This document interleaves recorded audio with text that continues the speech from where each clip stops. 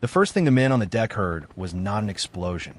It was a tone, thin, metallic, almost delicate, a single acoustic pulse rising out of 4,112 meters of black water. It came through the portable modem clamped to the side of the launch, through a cracked headset soaked in salt, through cables that had been stripped and rewrapped by freezing hands. It was just a sound, a tiny sound, barely more than a chirp. But every diver, every operator, every sailor on that pitching deck knew exactly what it meant. Something had answered from the bottom. The sea around them looked dead. The storm had beaten it flat in some places and heaved it into walls in others. Rain hissed across the floodlights. The steel stern ramp shuddered with each impact. The wind was cold enough to bite through gloves, through dry suits, through adrenaline. It was the kind of night where men vanished, not dramatically, but quietly. A slip, a missed handhold, a line under tension. Then darkness. Lieutenant Commander Nate Hayes had spent most of his adult life around danger disciplined enough to wear a uniform. But this was different. This was danger without a face. Water, pressure, depth, systems, machines working miles below sight and air. And somewhere down there, on the edge of a fracture basin deeper than most combat pilots ever imagined, a hostile submersible had just locked onto the object they had crossed half an ocean to secure. The black box, not the civilian kind people pictured after a crash. This one was titanium cored, shock-rated, fire-rated, crush-rated, and wrapped around data that governments would not admit existed. Mission logs, seafloor mapping, signals architecture, encryption seeds, enough to expose a buried program and compromise an entire undersea listening grid from the Kuril chain to the northern Philippine trenches. If the wrong people surfaced with it, ships would move. Alliances would shift. Men in capitals would lie while destroyers changed course. And right now, the only person with a direct acoustic link to that recorder was not on Hayes' deck. She was 40 yards away, alone, lashed into a half-flooded utility cradle that had broken loose from the main tow line 10 minutes earlier. Dr. Mara Voss was not military. She wore no rank, no trident, no combat patch. She was a systems engineer in a survival suit, knees jammed against an aluminum instrument case, one hand clamped to a homemade transducer pole she had bolted together from salvage brackets and a cut section of launch rail. Sea spray had turned her hair into a dark rope against her cheek. Blood from a torn knuckle kept smearing across the keypad she was working. She looked small out there. Too small for the weather. Too small for the mission. Too small for the decision now hanging over every man on that deck. The launch coxswain shouted over the wind that the tow bridle was gone for good. Another wave hit the cradle broadside and nearly rolled it. Ortega, Hayes' senior communicator, was on one knee near the modem repeat screen, wiping rain off the display with the back of his glove. The line of signal bars dipped, returned, dipped again. "Sir," Ortega yelled, "he's on the beacon." Hayes looked down at the sonar strip. A moving return. Compact. Controlled. No random drift. No tumble. A manned vehicle. One of the hostile team's deep retrieval platforms. It had descended through the weather hole under cover of the storm, while surface elements kept the SEALs occupied above. Now it sat beside the recorder at a depth that should have made the entire ocean feel heavier. 4,112 meters. Hayes keyed his throat. Mike Voss acknowledged. Static. Rain. Another pulse from below. Then her voice came back thin and steady, cut by interference, but unmistakably calm. "I have him." Hayes stared into the black space between the ships, trying to keep the cradle in view as it vanished behind spray and reappeared in the floodlight wash. "You do not have him. You have a battery and a broken acoustic stick. We're bringing you in." No. It was not loud. It was not emotional. It was absolute. On the deck behind Hayes, one of the operators checked a rifle that was useless against water and depth. Another had both hands on a heaving line, timing the swell. Everyone was waiting for Hayes to do what trained men always do in chaos. Simplify the problem. Get the civilian out. Rebuild control. Continue the mission. What none of them understood yet was that the civilian had already moved past their version of the problem. Through the speaker came a burst of high-speed, hand-shaking tones too complex for the naked ear. Mara's fingers moved again across the keypad. Her head was down. Her posture wasn't frantic anymore. It was focused, almost still. Then Ortega's face changed. He looked at the screen, then at Hayes. "Sir," he said, and for the first time that night, there was something like disbelief in his voice. "She's not polling the recorder." Hayes turned. "Then what is she doing?" Ortega swallowed. Rain dripped from the tip of his nose. "She's waking the release reel." The words landed hard. Every crash recorder of that class carried an emergency locator beacon. Some also carried auxiliary recovery systems for deep water detachment. Most were locked behind factory protocols and maintenance keys. Mara Voss had designed part of this one.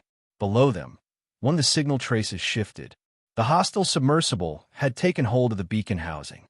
A second later, the ocean answered with a noise so violent and strange it did not sound mechanical at all. It sounded alive. A whipping metallic scream transmitted through salt water, tension, cavitation, and load.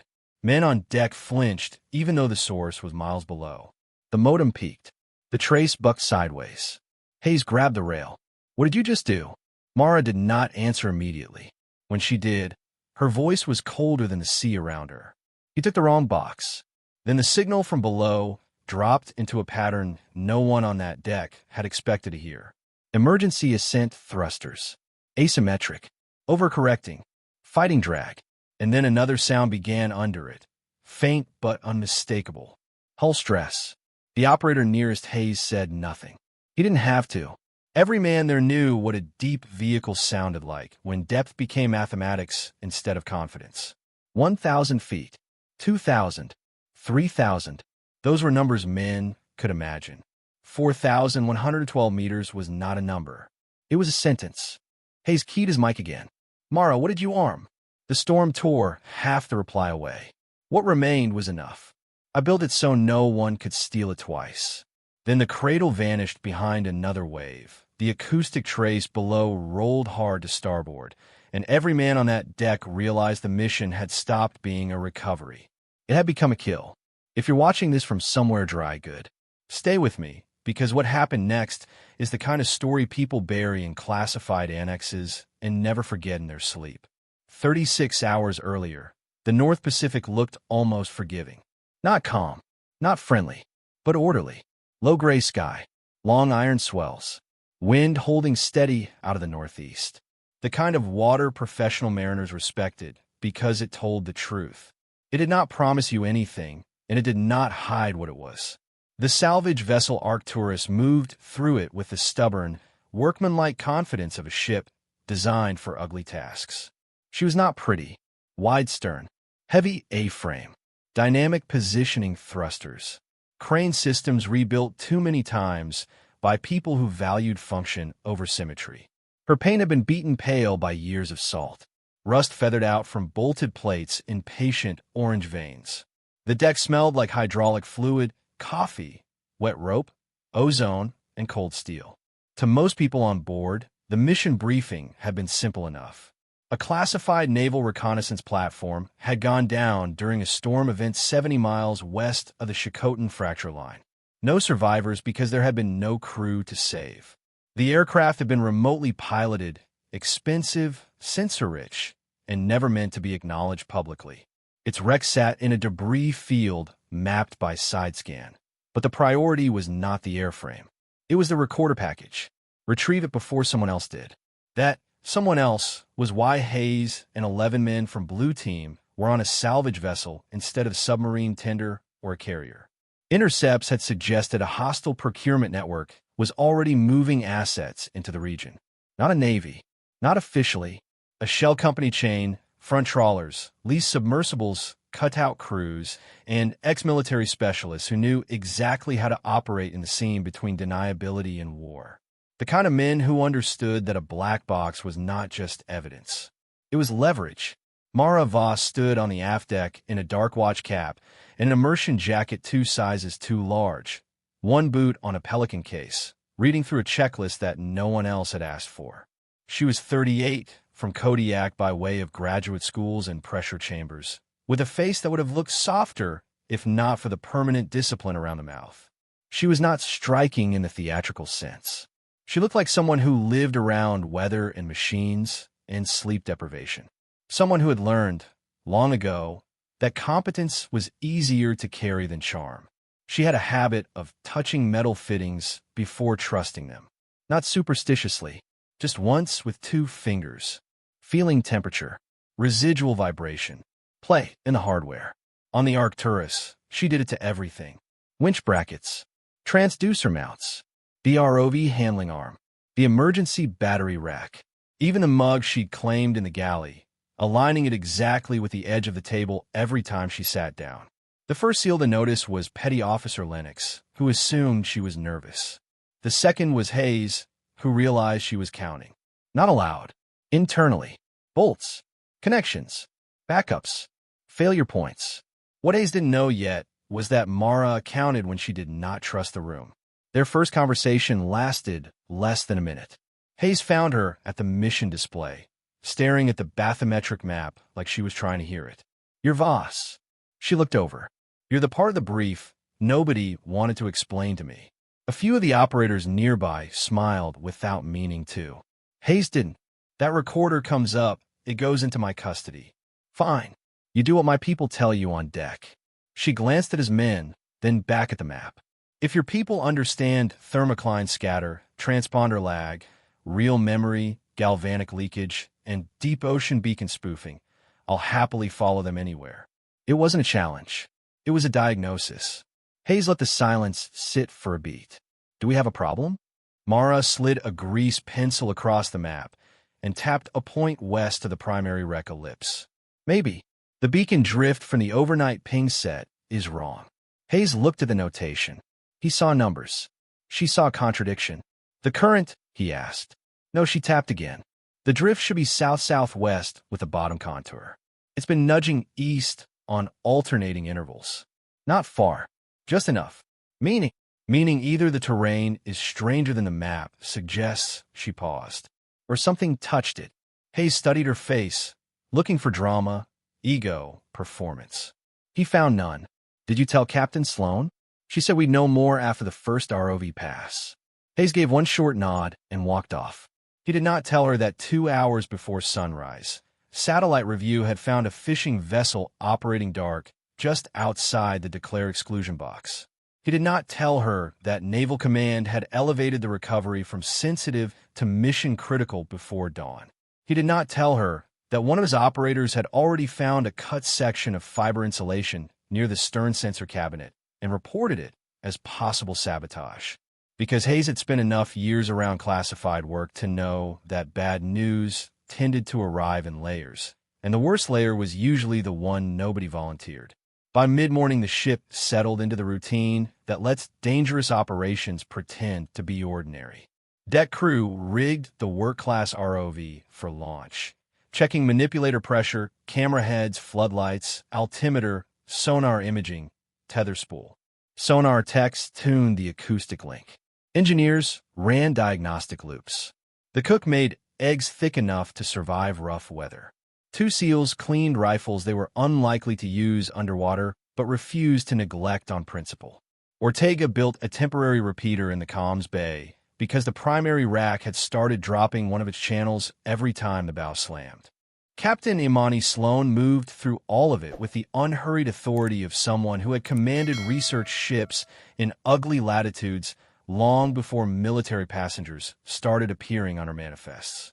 Mid-50s, close-cropped silver hair, deep lines at the eyes.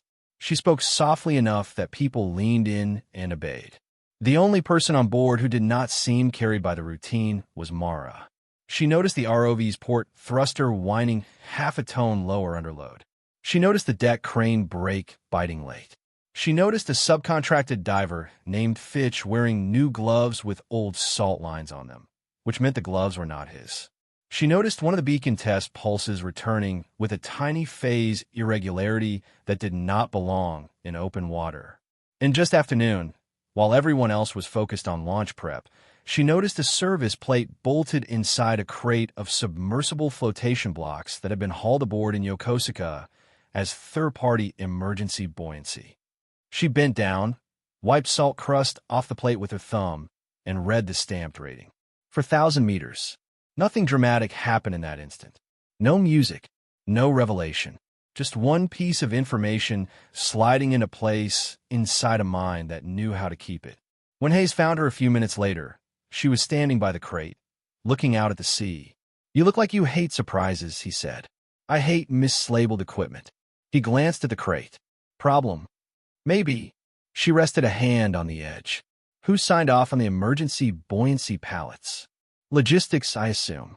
They're for a Triton-class auxiliary sub. You have one on board?" No, she met his eyes. "But someone nearby does." This time Hayes felt the cold move onto the conversation.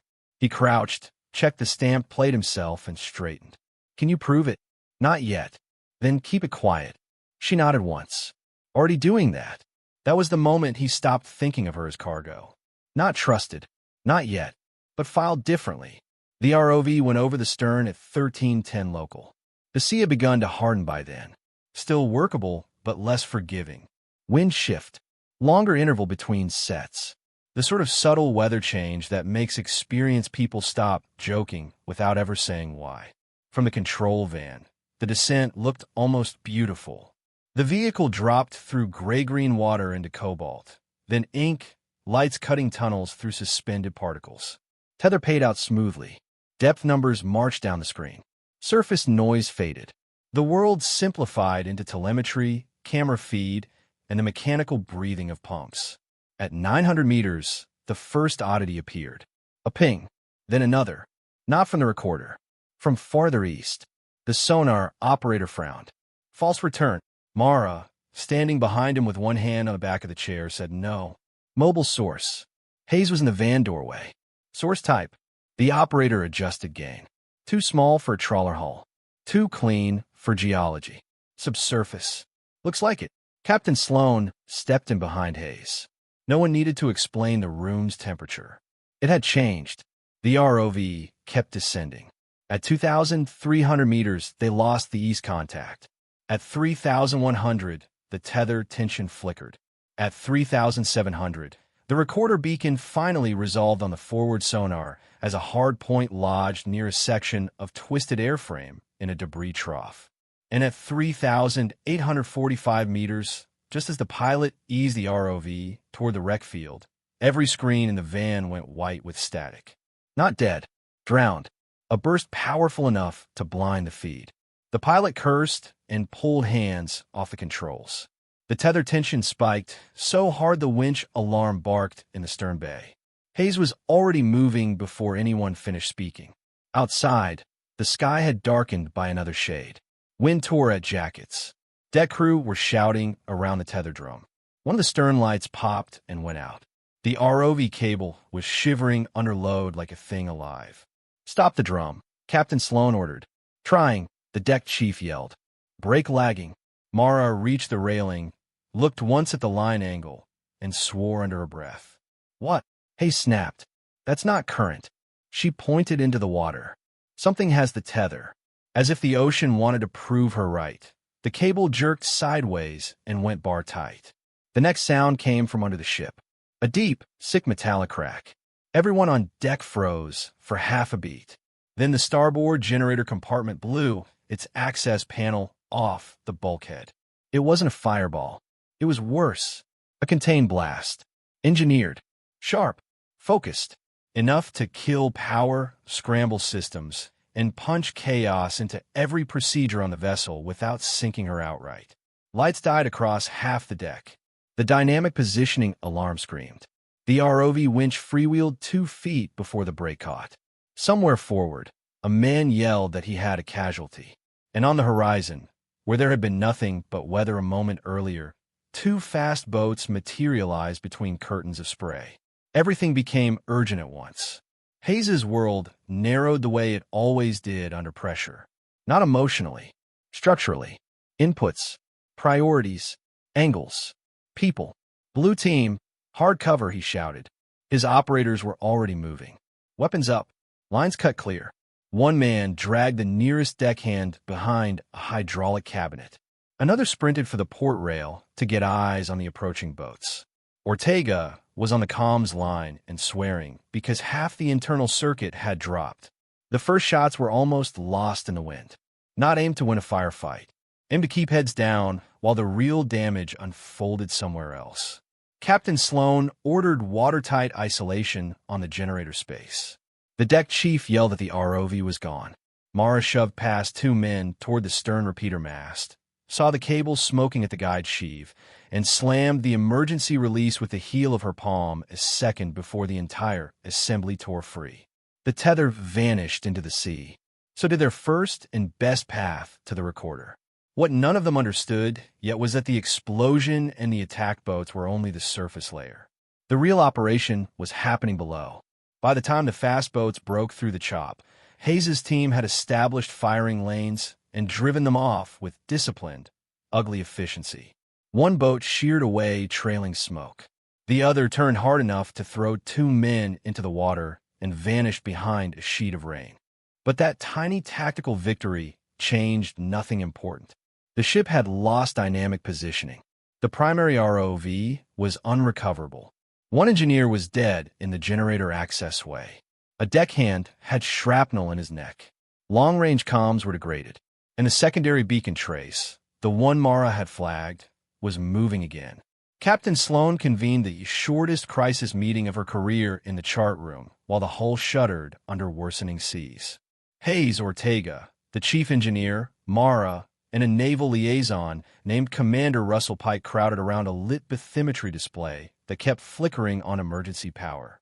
Pike had arrived with the mission package and the kind of generic authority that comes from being attached to too many classified programs and too little actual deck work. Polished boots, precise haircut, voice always half a shade too controlled. We abort recovery, Pike said immediately. We prepare demolition on the remaining wreck coordinates if necessary. Mara turned her head slowly. You can't demolish a moving target. Pike's eyes flashed. Excuse me? The recorder isn't where you think it is anymore. She leaned over the display, marking the recent acoustic anomalies with fast, certain strokes. Something down there clipped the ROV, used the burst to blind our cameras, then shifted east. They're not improvising. They came with a retrieval plan. Hayes looked at the marks. You're saying a submersible was already on station. I'm saying somebody knew exactly when we would be in the water. The chart room went quiet for just long enough to make the accusation land without becoming theatrical. Captain Sloan broke it. Options. Ortega tapped the repeater display. We have intermittent acoustic window through the storm band. Surface radar is ugly. Long-range support is at least 3 hours out if anyone's even moving. Hayes asked the only question that mattered. Can we still talk to the recorder? Mara hesitated. That got everyone's attention more than if she had answered immediately. Maybe, she said, if it's intact, if the beacon housing survived, if the hostile team hasn't severed it from the wreck. Pike folded his arms. Then we destroy it. Captain Sloan looked at him flatly. With what? He didn't answer. Because they all knew the truth. If an enemy team had reached the wreck with a rated deep platform, the Americans on the surface had almost nothing immediate that could touch it. Hayes looked at Mara. You said maybe. What do you need to make it yes? A portable acoustic modem. Clean power. A stable platform. She glanced at the darkening windows. Preferably not this ship. Pike's laugh was brief and sharp. Unrealistic. Mara ignored him. The recorder assembly has an emergency detachment package. Last resort recovery feature. It was designed to separate the beacon shell from heavy structure if the main airframe buried itself. If I can reach it, I may be able to wake the package. Hayes caught one word. May. I wrote part of the control architecture 6 years ago.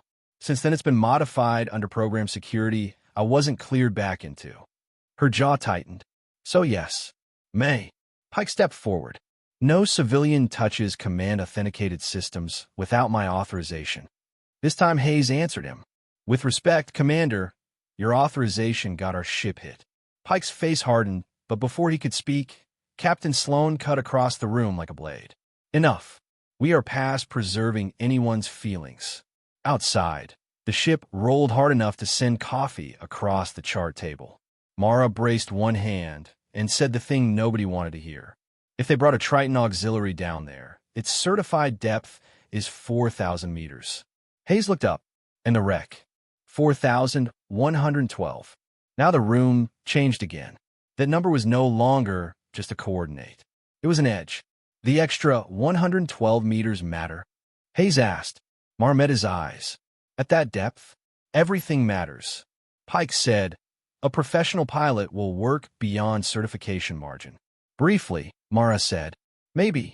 If the hull is fresh, the foam is honest, the batteries are balanced, the seals are perfect, and nobody touches anything they don't understand. But if it's an auxiliary platform built through shell contracts, refurbished in civilian yards, and rushed into a clandestine recovery mission during a storm. She shook her head. Then 4,112 isn't a number. It's a confession waiting to happen. Hayes saw it in the same moment she did. You could trap them at depth. No, Mara's voice went quiet.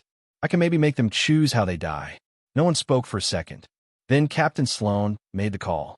They would launch a secondary operation from the work tender before conditions worsened any further. Hayes would take a reduced team.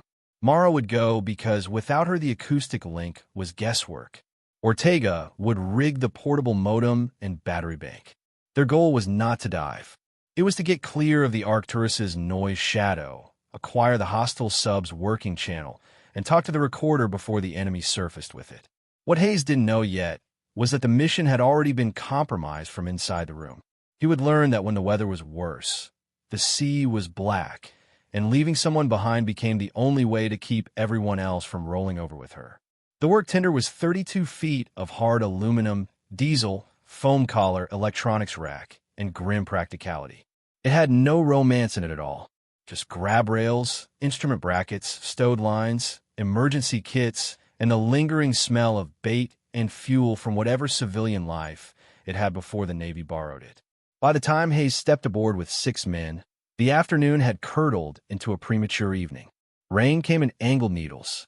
The tender rose and fell behind the Arcturus like it resented being used. Ortega had strapped the portable acoustic modem into a shock cradle and run cable to a directional transducer boom that looked improvised because it was. Mara had built half of it in 12 minutes from spare hardware and profanity. Power budget? Hayes asked. Bad, Ortega said.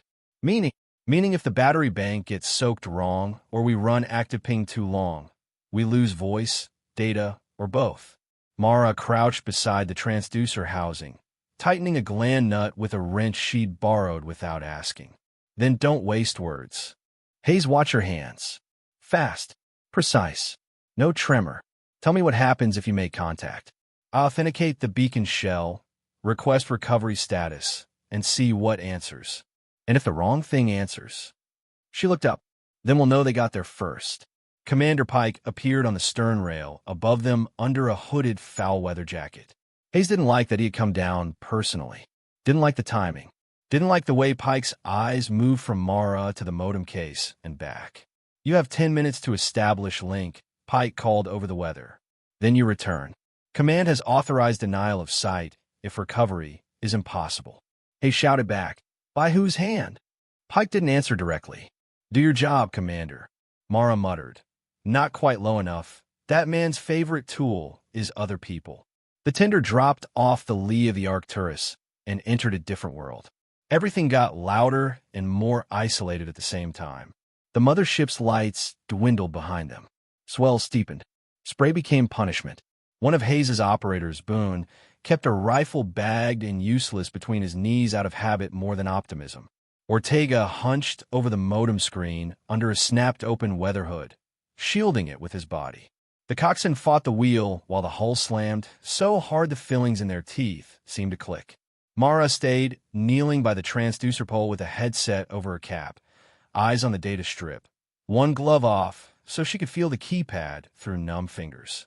At first there was nothing, then bottom scatter, then beacon noise, then a rising, sliding series of interrogation pulses that made Ortega curse. What? Hayes asked. Someone else is talking to it. Mara was already moving through menus faster than Ortega could track. Not someone else. Their modem. Can you cut in? Working. The coxswain yelled a warning and turned into a steep wall of water. The tender crashed through it, buried its nose, and came up coughing foam. Boone nearly lost his grip and recovered with a savage oath. The battery case shifted an inch. Hayes lunged and locked it back down. Mara didn't look up. "What are you hearing?" he asked. She tilted one earpiece free. Factory challenge tone. Response request. "They're trying maintenance-level handshake." Her mouth flattened. "That means they know what this is." "The real problem," Hayes said, "is whether they know what you built into it." Mara's eyes stayed on the strip. They shouldn't. That word mattered. Shouldn't was not the same as couldn't. Hayes filed it away just as Ortega stiffened. "Contact east," Ortega said. "Surface. Fast." Hayes turned. Through spray and half-light he saw it. A low silhouette cutting across the swell without running lights. Too small for the mother ship. Too deliberate for debris. Possibly one of the attack boats circling back. Possibly worse. "Coxswain, bring us 10 degrees port. Keep sea between us." The tender turned. The silhouette turned with them. Boone unzipped the rifle bag. Mara said, "Don't fire unless you want them to know exactly which boat has the modem." Hayes looked at her. "You have a better idea?" "Yes. Give me 90 seconds." He almost laughed at the insanity of it, then realized she was serious. "Take 60. She keyed a new sequence. The modem speaker emitted a soft, stuttering packet burst. On the strip display, the hostile interrogation briefly paused. "What did you do?" Ortega asked. "Fed the beacon a corrupted timing response. It'll think the channel is noisier than it is." The shadow on the water gained, then seemed to waver. Hayes saw why an instant later. The tender's radar repeater, which had been painting their return cleanly enough, suddenly bloomed with 3 false echoes around them at slightly staggered bearings. Boone looked from screen to sea. "Tell me that's ours." Mara didn't answer. The approaching boat hesitated just long enough to choose the wrong ghost. Hayes stared at her. "You spoofed surface reflection with an underwater locator." "For 6 seconds," she said. "Maybe 8. The shadow veered away toward empty water. No one said anything for a moment. Then Ortega gave a strained laugh born entirely from adrenaline. "Remind me not to call you a civilian again." Mara's expression didn't change. "I wouldn't care." What Hayes didn't know yet was that this was still only the easy part. The sea was about to force a decision that would follow him for years. At 1847 local, the storm front fully landed on them. Wind climbed another 10 knots. The interval between waves shortened. Rain became an assault. The tender lost the last visual of the Arcturus. Their world reduced to black water, instruments, and the pale green wash of displays under hoods. Then the engine coughed. Just once. Every head turned. The coxswain swore and checked fuel pressure. "Starboard feed hiccup." Hayes said, "Can you keep us moving?" "For now." Mara didn't even glance back. "I have partial lock." Everyone leaned toward her without thinking. "On the recorder?" Hayes asked. She listened. Counted. Entered something. Listened again. "No," she swallowed. "On the beacon shell." "What's the difference?" This time she looked up, and Hayes saw, for the first time that day, something like anger under the discipline. "The shell is the loud part," she said. "The thing rescue teams home on. The actual data core sits inside a separate crush capsule with its own retention mount." Hayes understood the tactical implication immediately. If they grab the shell, they may not have the data. Ortega looked from one to the other. "You're telling me the whole fight so far might be over a decoy?" "Not a decoy," Mara said. "A lure. A beacon. A sacrificial outer package." Hayes took a breath. "Who else knows that?" Mara's silence answered too much. Commander Pike knew. Someone on the hostile side knew enough to attempt maintenance handshake, which meant someone had leaked either architecture or access assumptions. And suddenly the mission was no longer just a recovery race. It was a race through a compromised secret already in motion. Boone spoke what everyone was thinking. "Then why didn't you say so earlier?" Mara's gaze stayed level. "Because once people know there are 2 boxes, they start making decisions about which one matters more. And I wanted the people stealing it to commit first." Hayes felt the edges of her strategy click together. She had seen compromise before the attack. She had recognized the Triton buoyancy blocks. She had suspected inside knowledge. And instead of announcing it to a room that already included at least one likely leak. She had held the most important fact until the enemy exposed intent. That was not panic thinking. That was preloaded contingency. What they didn't know, she said softly, more to herself than to them, was that the shell still obeys me. The coxswain shouted again. Surface contact returning. The boat they had spoofed had found them after all. This time it came in fast, using the dark and the sea, rising between swells like a blade. Hayes barely saw the bow before Boone and another operator were pivoting for cover. Lights off. Hayes snapped. The tender went darker. The hostile boat opened fire first. Rounds snapped across the foam collar, punched sparks off aluminum, and blew a side instrument cluster in a glass. Boone answered with two disciplined bursts that forced the driver low. The coxswain threw the wheel hard. The tender slewed. Another round hit the battery case and ricocheted out into blackness. Mara dropped flat over the modem. Not to protect herself, to protect the cable. Hayes moved without thinking, planting himself between her and the incoming angle while another operator returned fire from the stern quarter. The boats crossed in spray and noise at ugly close range. Men shouted. Engines roared. The hostile craft clipped a wave wrong, exposed too much hull, and Boone stitched the outboard cluster. The enemy boat spun away, trailing smoke, and vanished in a rain. Status. Hayes barked. Battery intact. Ortega shouted. Engine. Hayes called. The coxswain checked gauges and said nothing for a beat too long. Then, we've got a fuel line hit. Of course they did. The tender could still move, but not for long and not with confidence. The sea, which had been merely hostile, now became decisive. Captain Sloane's voice crackled through intermittent comms from the Arcturus. She had partial propulsion restored, but the ship was fighting position and taking on water in a service void. Support was still too far. They had maybe 30 minutes before conditions became unrecoverable for small craft. Hayes had three choices. Return immediately and maybe save the team while abandoning the link. Stay on station and risk losing everyone to weather or fuel. Or split the problem.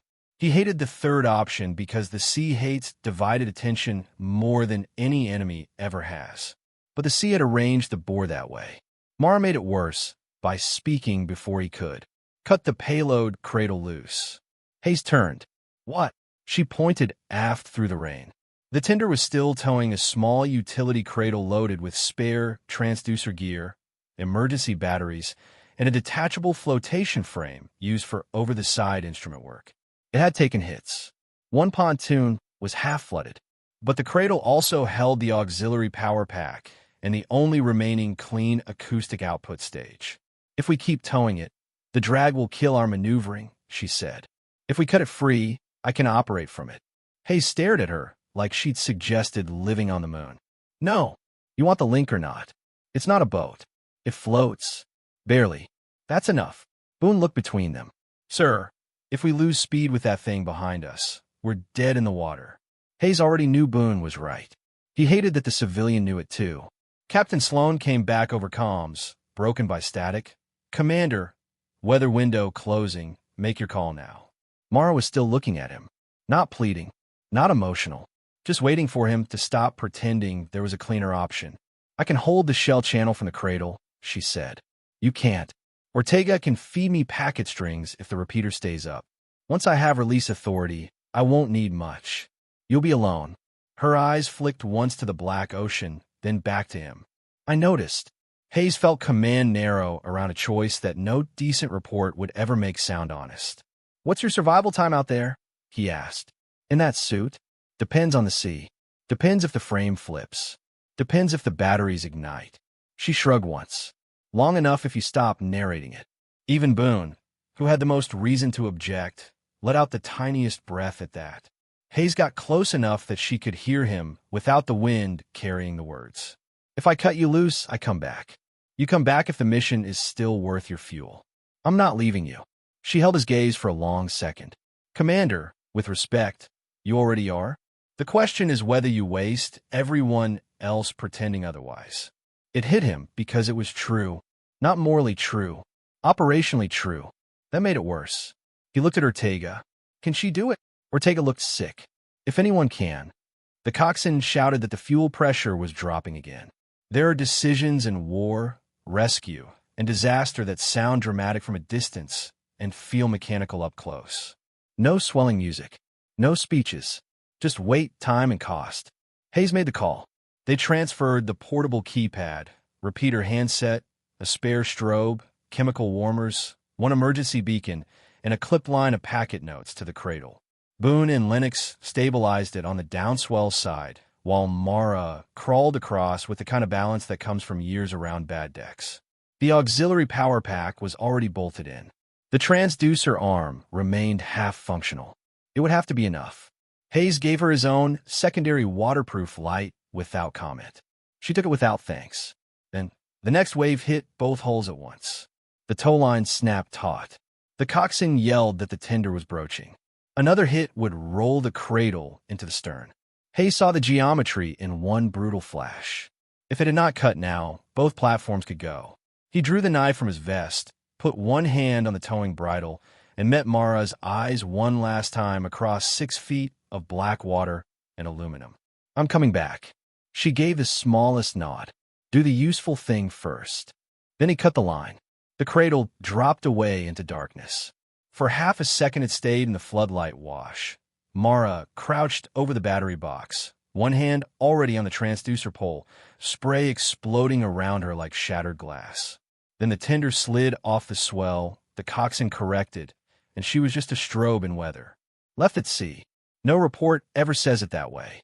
Reports use cleaner words. Detached. Separated. Lost visual in severe conditions. Operational necessity. But men remember the real sentence. They left her at sea.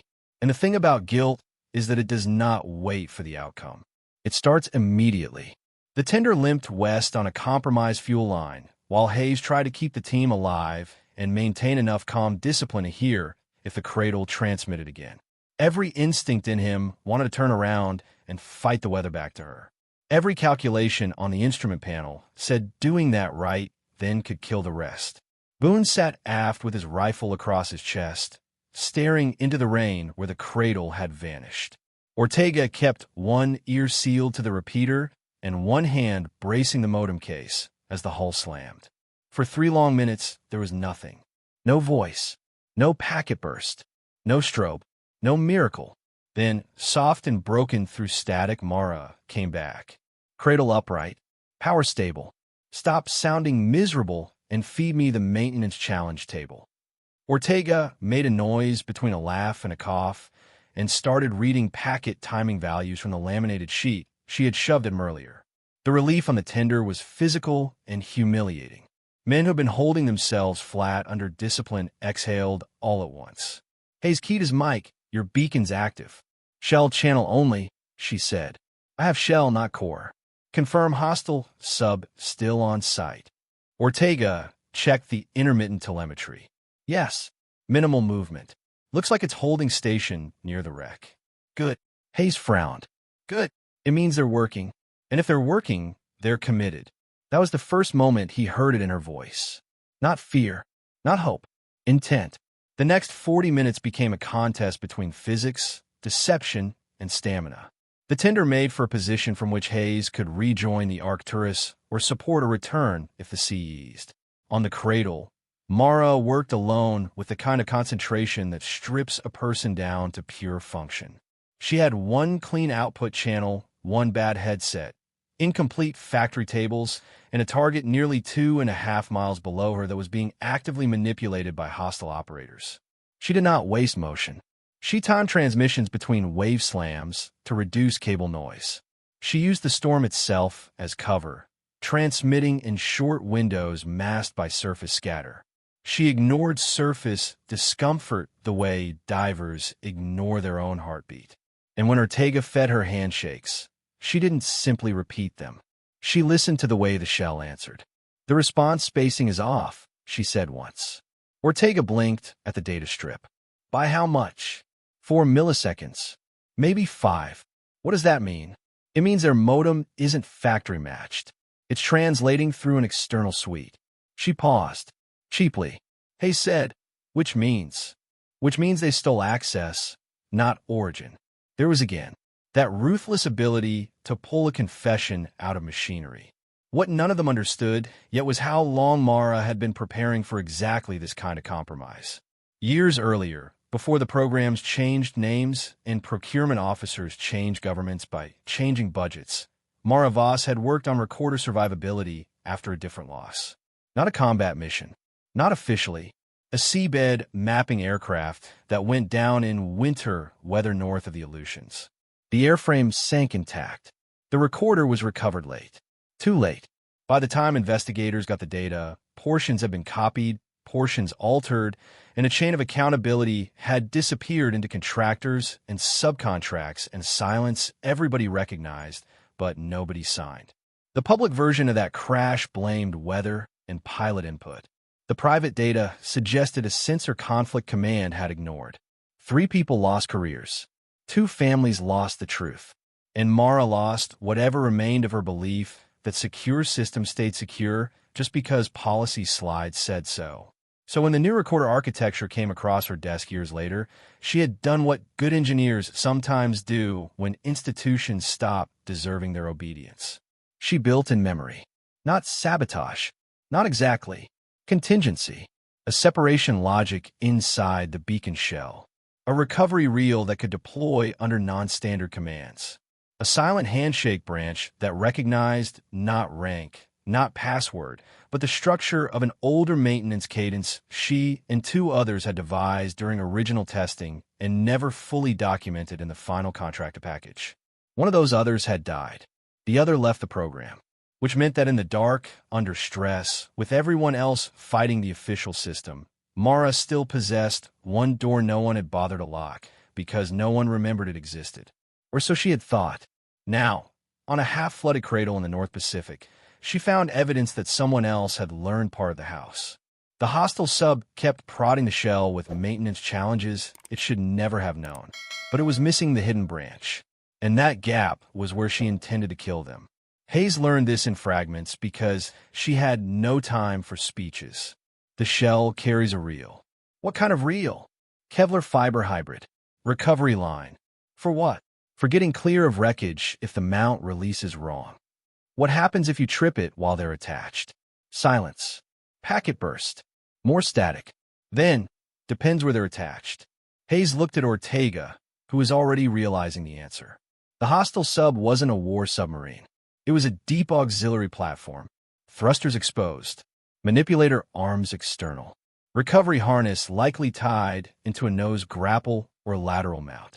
Something whipping free under tension at 4,112 meters would not behave gently. Can you target it? Hayes asked.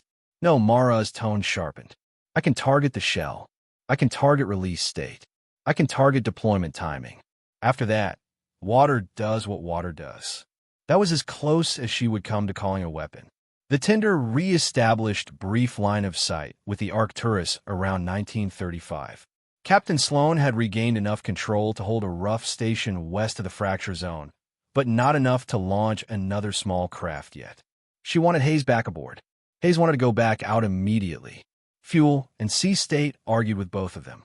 Then Commander Pike came on the circuit. His voice was too crisp for a man standing on a damaged deck in weather. This is Pike. You are to cease unauthorized manipulation of recorder systems. Hayes almost laughed from the sheer gall of it. You want to explain how the hostile team got maintenance challenge tables? Watch your tone. No, Hayes said. You watch yours. Mara cut in before Pike could answer. He's stalling. Hayes keyed to her directly. How do you know? Because if he wanted denial, he'd already have ordered the site sanitized. He wants whatever's in that core more than he wants to admit compromise. Pike came back hard. Voss, you're operating outside authority, and... She stepped right over him. Commander Hayes, listen carefully. The sub below me is not trying to lift the whole recorder package. It's trying to strip the shell first. She took a breath.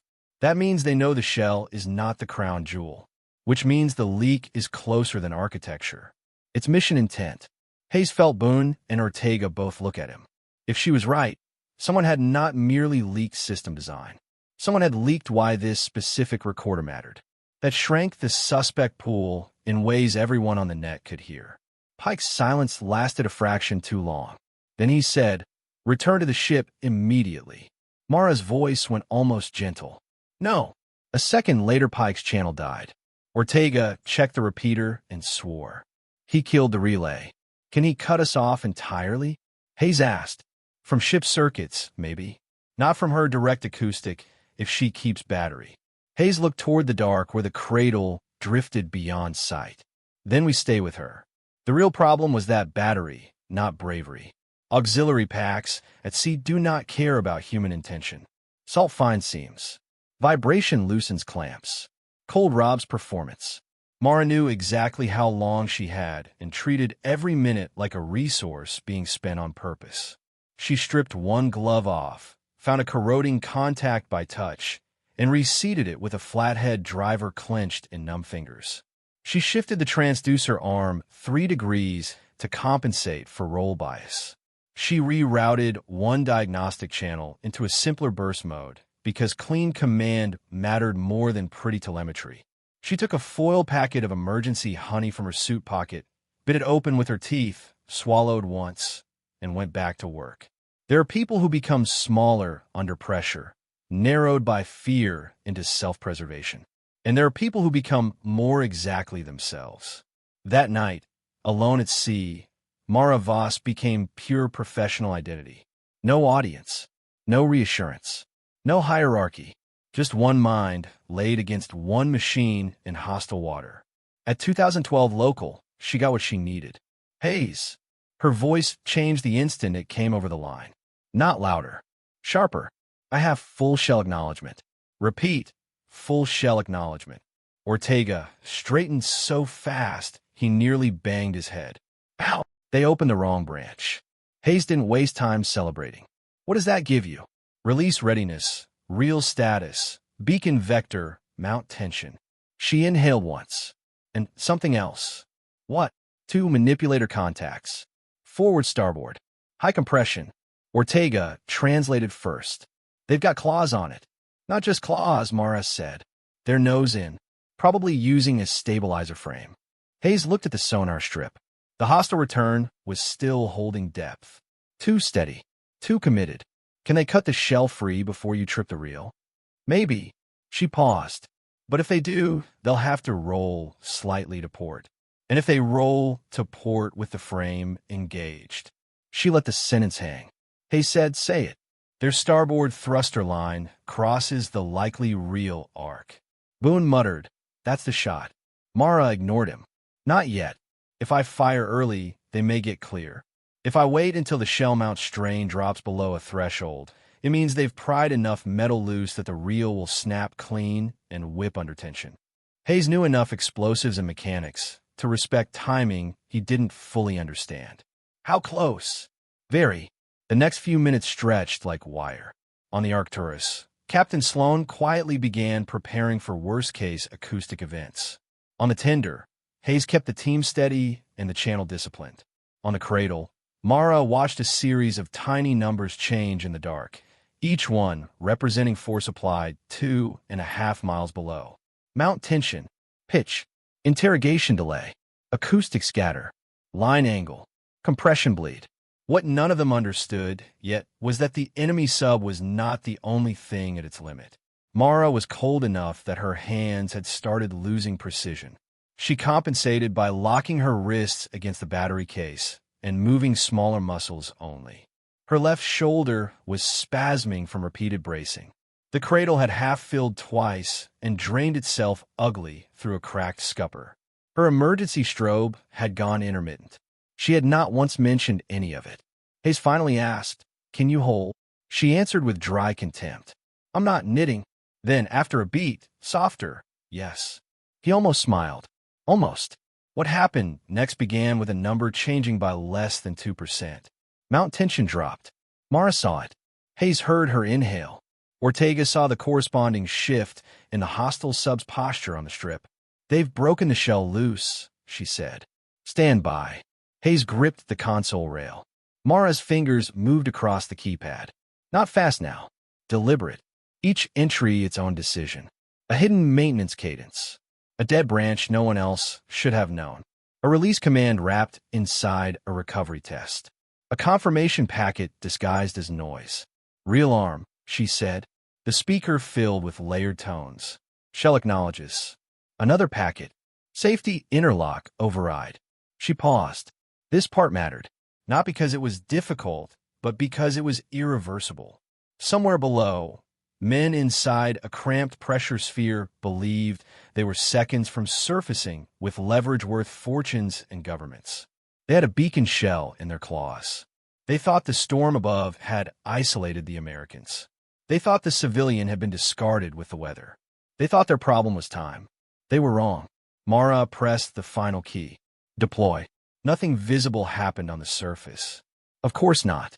At 4,112 meters, violence arrives by signal first. The modem screamed. A shrill broadband shriek saturated the channel and then broke into chaotic returns. Ortega flinched. Boone looked at the screen like it might jump him. Hayes heard a metallic flutter buried inside the noise and understood, even without seeing it, what the reel had done. The shell had separated. The stored line had blasted out under tension. And in black water dense enough to feel like stone, that line had found machinery. Contact shift. Ortega yelled. The hostile return lurched hard to starboard. Mara didn't celebrate. Wait. The sub's telemetry, such as they confer it, changed at once. Thruster output spiked. Pitch increased. Roll correction engaged. It was trying to back clear. Then the pattern broke. Starboard output fluttered. Returned. Fluttered again. Foul, Mara said. Hayes heard it in the channel next. The ugly, uneven churn of a thruster fighting entanglement. The hostile pilot pushed harder. That was human. That was predictable. Machine snare. Men add force. At shallow depth, maybe it would have worked. At 4,112 meters, all force carries debt. The sub rolled 3 degrees. 6. Corrected. Overcorrected. Why aren't they dropping ballast? Boone asked. Mara answered immediately. Because if they blow emergency ascent with one side foul, they tumble. So they're stuck. No, her voice went flat. They're choosing. And this was where her preparation became something colder than improvisation. Because months earlier, reading the sparse intelligence on likely foreign recovery assets, Mara had found a photo buried in a contractor digest of a refurbished Triton auxiliary with mismatched syntactic foam panels and a battery fairing from an older civilian line. Most people would have seen a technical image. She had seen a lie, a platform certified one way on paper and another way by the parts bolted onto it. A hull probably capable of surviving brief excursions past rating. A propulsion cluster not designed for asymmetric drag under emergency blow. A machine that could visit 4,112 meters once, under ideal conditions, if nobody asked it to fight panic. So she had asked it to fight panic. Below, the sub tried to yaw free. The fouled thruster bit skipped bit again. The nose frame dragged the loosened shell. The vehicle's pilot compensated port side. That shifted load into the foam and battery side. Tiny things began to happen inside the hull. Seal compression, internal temperature variation, stress redistributing across metal that had no margin left to spend. The modem picked up a new sound. Slow at first, like someone drawing a thumbnail across a glass rim. Hull stress. Ortega stopped breathing for a second. That's them. Mara's reply was barely audible. Yes. Hayes keyed his mic. Can they still get out? She did not answer right away. That depended on the man inside it, and on whether he understood, in time, that the machine he trusted had already crossed from recovery into punishment. When Mara finally answered, her voice was so level it sounded almost detached. If he stops fighting the snare immediately, secures the arm, dumps the shell, and climbs slow, maybe... A burst of interference tore through the line. If he tries to brute force it, no. Hayes looked at the strip, at the ugly little tremors in the return, at the depth number burning like a warning label. What would you do? Mara didn't hesitate. I would let go. But the pilot below did not let go. The acoustic picture told the story in fragments. Starboard thruster surged again. Port thruster answered harder. The vehicle's attitude shifted nose up, then snapped back. The manipulator compression values fluttered, dipped, recovered. Whoever was piloting that submersible was still convinced he could solve the problem with force. That was the thing about elite operators, deep technicians, men who had survived by refusing to quit. Their discipline saved them right up until it trapped them inside a bad idea. He still thinks the shell is worth it, Mara said. Boone asked the question everyone was thinking. What's in that core? Mara kept listening to the channel, enough to make a lot of dangerous people forget where the line is. Then the modem barked again, a sharper tone this time. Not stress, not thruster wash, a systems alarm. Mara's head came up, battery imbalance. Ortega stared at the data. On the shell, on the sub. She wet dry lips and kept going. He rolled too far. Either the pack shifted load or he's overdriving compensation.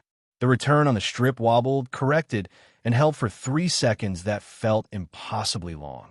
Then another sound came through the speaker. A hollow pop. Small, almost polite. But every engineer in the world knows that sound. Not failure in the theatrical sense. Failure in the mathematical sense. A seal giving way. A pressure boundary losing its argument with the sea. Ortega looked sick. Boone looked grim. Hay said nothing. Mara closed her eyes for half a second. Not out of pity, but concentration. There, she said. Forward service port or manipulator feed-through. Minor breach. Minor, Boone said. At 4,112 meters. Minor is temporary. Below them, the sub's thrusters spooled even harder. The pilot knew now. He knew the vehicle was compromised. He knew he had to rise. He knew he could not rise cleanly while fouled. So he made the only desperate choice left. He initiated emergency ascent anyway. The acoustic channel exploded with pressure bottle discharge and uncontrolled cavitation. The return leapt upward, not smoothly, but with a sick lurch. One side was climbing. The other was dragging. Told you, Mara said through gritted teeth. He's tumbling. The sub's pitch angle spiked. Roll followed. The shell, still half caught in the frame, became a pendulum in black water.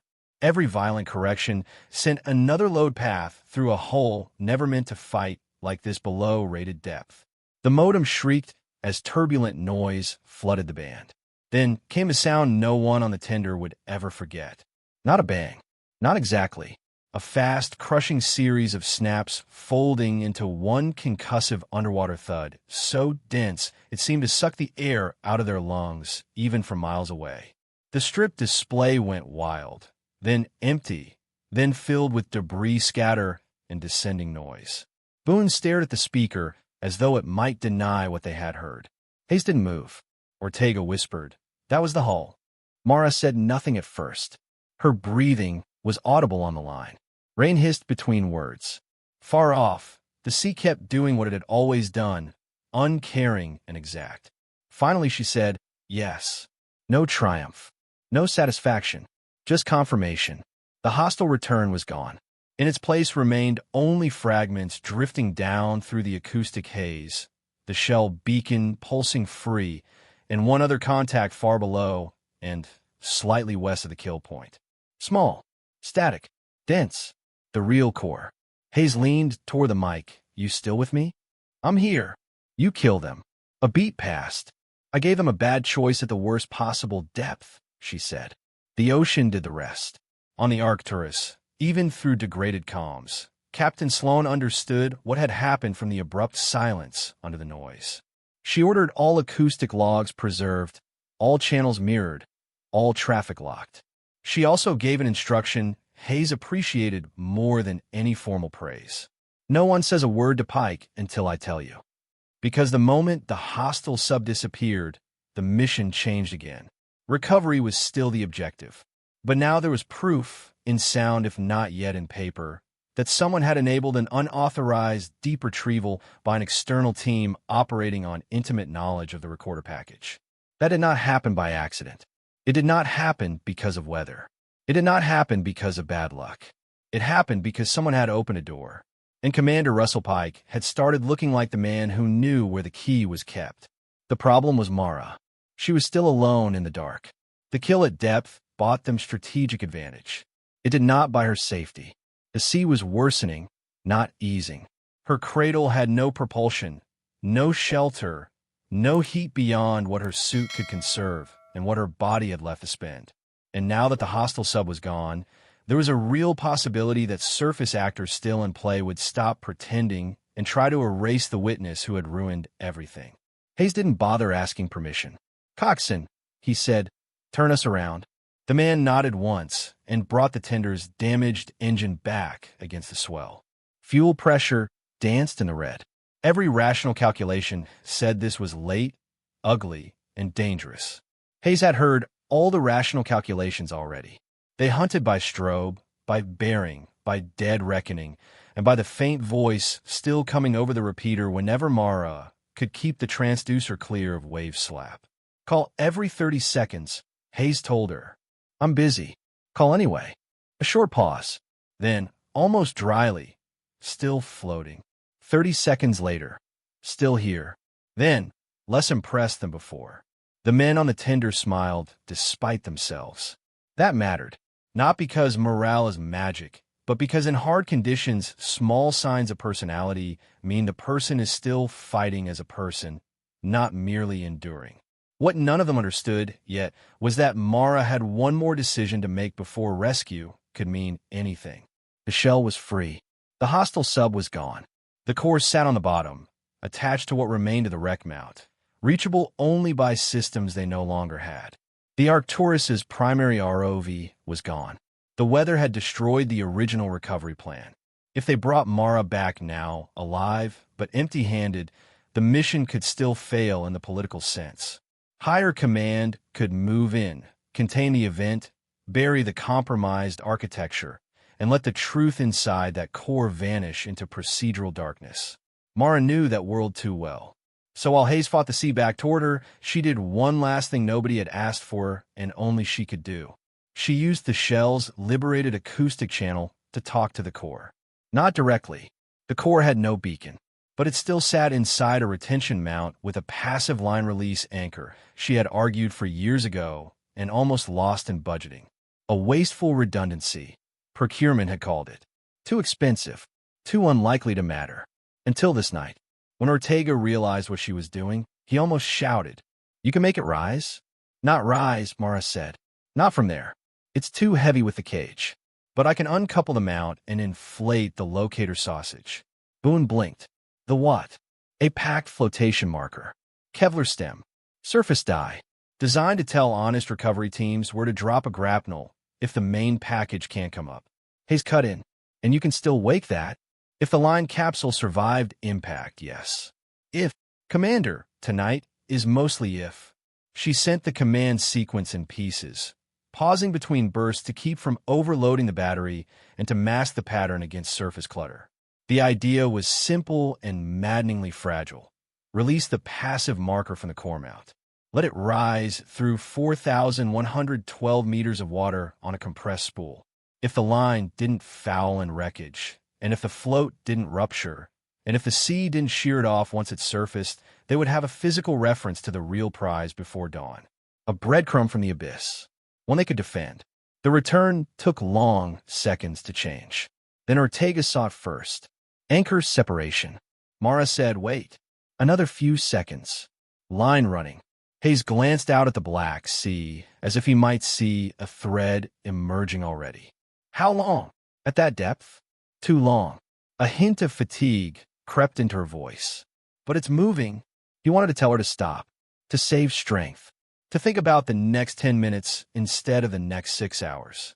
But that was not who she was, and pretending otherwise would have insulted them both. They found the cradle at 2,106 local. Not dramatically, not heroically, just suddenly there, appearing on the face of a breaking swell, one pontoon half submerged, frame twisted, strobe blinking on every fourth pulse like a dying insect. Mara was still crouched over the battery box with one hand locked around the transducer pole, head bowed against spray. For a terrifying second, Hayes thought she had lost consciousness. Then she lifted the headset and said, "You're late." The tender came alongside in the least elegant recovery of Hayes' career. Boone and Lennox got a line on the second try. The coxswain matched drift as best he could. A wave nearly threw the cradle under the hull. Hayes went across himself because the distance was wrong and the timing mattered, and because some things cannot be delegated once you have cut the line with your own hand. The teacher looked once at Neela in the cellar doorway, and whatever he read there seemed to settle the argument for him. "Not long," he said. "They came last night for the ledger. We hid it. They said they would come back with more men after sunrise. Someone told them soldiers were climbing." Mercer asked who told them. The teacher opened his mouth. A shot cracked from somewhere south of the lane and took a fistful of plaster out of the cellar entrance, exactly where his head had been a fraction earlier. Neela was already moving. She grabbed the old man by the collar and pulled him flat before the second round hit the stone lip of the stairs and exploded into white dust. Voss had his rifle up by then, Holland covering the lane, Mercer shouting for sectors. "South Mill," Boone yelled. "No," Neela snapped. "Upper Fig Wall, second window line." Voss trusted the urgency before he trusted the detail. He shifted left, caught a sliver of broken shutter between two houses, and saw the smallest flicker of glass. Reese. The sniper had already found it. One suppressed shot. The window darkened. A body or a rifle dropped back out of sight. No way to know which. But the incoming fire stopped. Mercer stared at Neela. The teacher, breathing hard on the cellar floor, looked less surprised than anyone. They pulled the civilians into the schoolhouse because it was the only structure central enough to defend and large enough to hold non-combatants below grade. Voss hated the decision the moment it became necessary. The walls were thick fieldstone, yes. The cellar was dry. There were only 3 real approaches. All true. It was also the first place any competent attacking force would fix and isolate. By 7:03, Voss had Holland and Boone on the west windows, Moreau and Reese covering the mill and terraces, 2 men rotating roof watch, the medic with the civilians below, and Mercer trying to raise battalion through a radio that only worked when held at shoulder height in the northwest corner of the upper room with the antenna angled against a cracked beam. The teacher produced the ledger from inside a flour sack hidden under coal. It was smaller than Voss had expected, oilcloth wrapped, water-stained.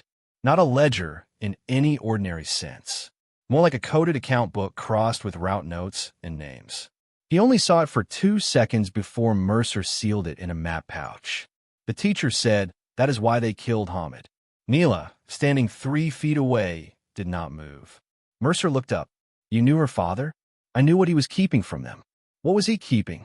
Before the teacher could answer, the first rocket slammed into the outer wall of the schoolhouse and blew the front gate inward in a cloud of stone, dirt, and splintered cedar. Everything after that accelerated. The first assault was not a full charge. It was a test. 3 shooters from the orchard, 2 from the southern terraces, 1 farther east trying to angle the upstairs windows. Professional enough to stay spread, patient enough to burn ammunition on suppression and sight lines rather than dramatics. Voss counted at least 7 distinct weapons in the first 90 seconds, none of them firing like panicked men. "Contact south and west," Holland shouted. Short controlled pairs, Voss barked. "Don't feed the smoke." Reese dropped 1 man moving between irrigation walls at 3:20. Boone put rounds through a gate hinge that had started to swing inward. Moreau took a fragment to the cheek and kept firing with one eye shut. The old school bell, hit by something large, rang once and then hung crooked over the yard. Neela spent the first minutes carrying ammunition, water, and pressure dressings from the cellar to the firing points without waiting for instruction. She moved low and never crossed a window square.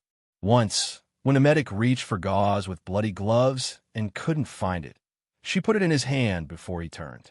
Voss noticed because he noticed everything when the room started to compress under fire. That was his job, and because the pattern of her movement was beginning to trouble him in a different way now. It wasn't just that she stayed calm. It was that she kept arriving where the need would be 6 seconds before the man who needed it understood himself. At 7:19, Mercer finally got battalion for 9 broken seconds and transmitted position, contact, civilians, and urgent reinforcement request. The answer came back shredded by terrain and static, weather delay, nearest quick reaction force minimum 2 hours, rotary wing unavailable below cloud. Hold if able. Destroy sensitive material if overrun. Hold if able. Voss had heard worse orders. He had rarely heard one with less practical mercy inside it. By 7:41, the attackers broke contact as suddenly as they had opened it. Silence after gunfire in mountain villages never felt like peace. It felt like the air choosing sides. Smoke drifted in the lane. A goat cried somewhere under collapse boards and then went quiet. The medic bandaged Miro's face and checked Reese's hands for tremor. Mercer tried the radio again and got nothing but hiss. In that thin pause, Voss went to the south window and studied the flour mill. Half collapsed, yes. Roof mostly gone. Lower wall broken open. Chimney intact. Neela came up beside him without sound. They'll use it after full dark, she said. Mercer, at the next window, said if they were going to use it, they would already be in it. No, she said. Not until they know where your marksman is. Reese glanced over.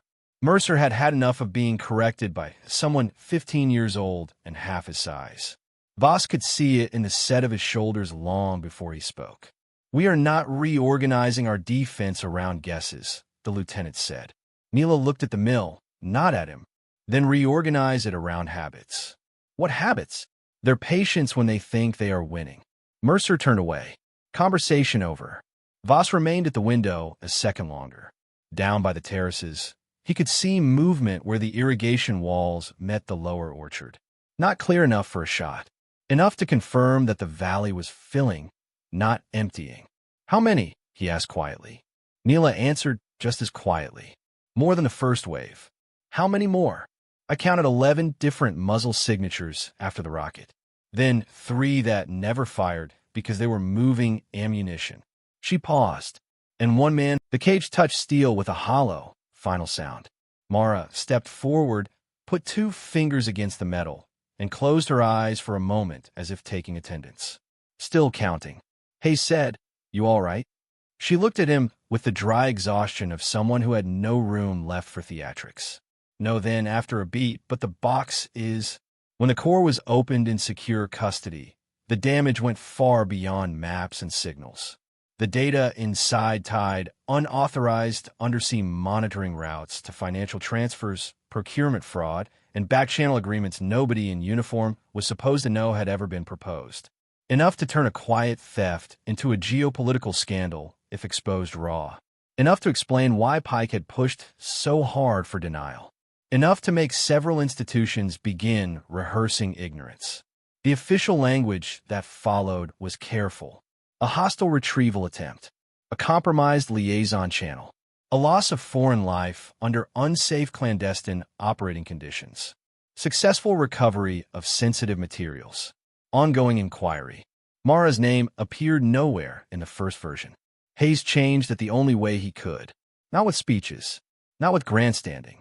With statements. Logs. Recorded objections. Deck witness accounts. Comms preservation. He put her in every place the truth required and forced any later lie to work harder. Captain Sloan did the same. Some medals were discussed. Some were denied. Some recommendations vanished. That, too, was part of the world.